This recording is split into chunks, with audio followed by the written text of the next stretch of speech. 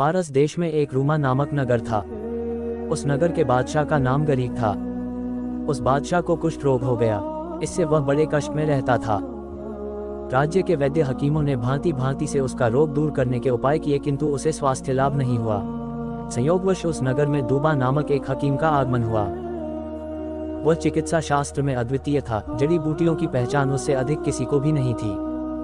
इसके अतिरिक्त वह प्रत्येक देश की भाषा तथा यूनानी, अरबी, फारसी इत्यादि अच्छी तरह जानता था।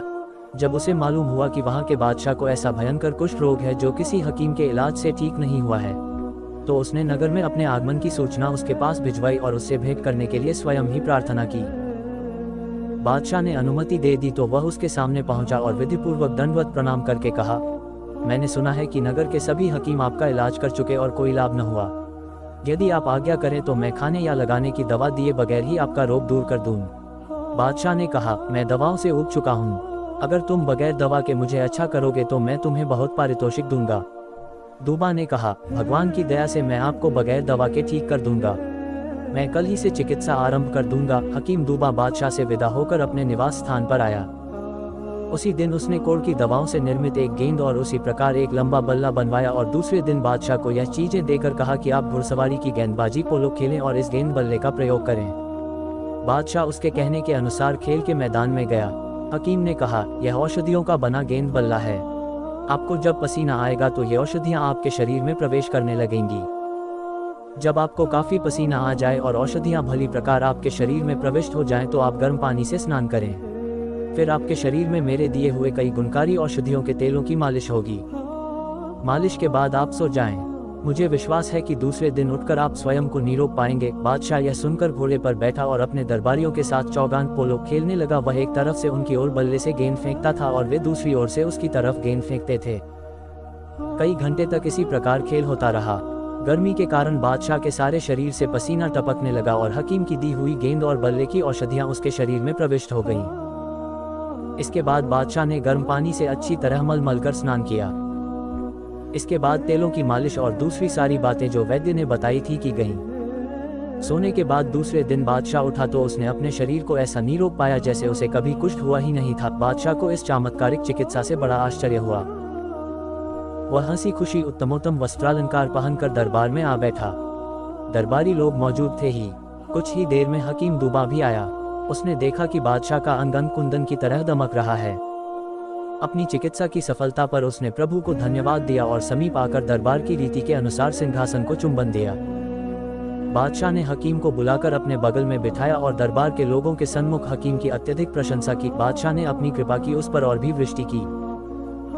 उसे अपने ही साथ भोजन कराया।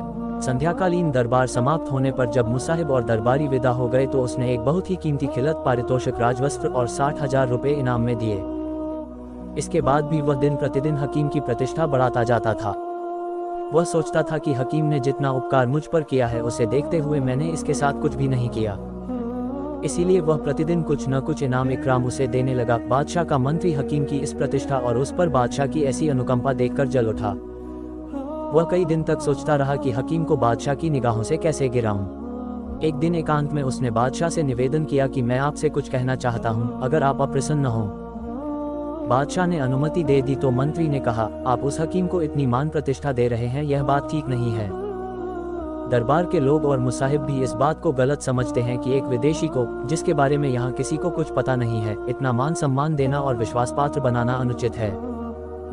वास्तविकता यह है कि हकीम दूबा महाधूर्त है। वह आपके शत्रुओं का भेजा हुआ है जो चाहते हैं वह छल कर द्वारा आपको मार डाले। बादशाह ने जवाब दिया, मंत्री, तुम्हें हो क्या गया है जो ऐसी निर्मूल बातें कर रहे हो और हकीम को दोषी ठहरा रहे हो।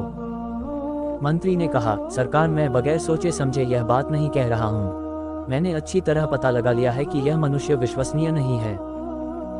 आपको उचित है कि आप हकीम की ओर से सावधान हो जाएं।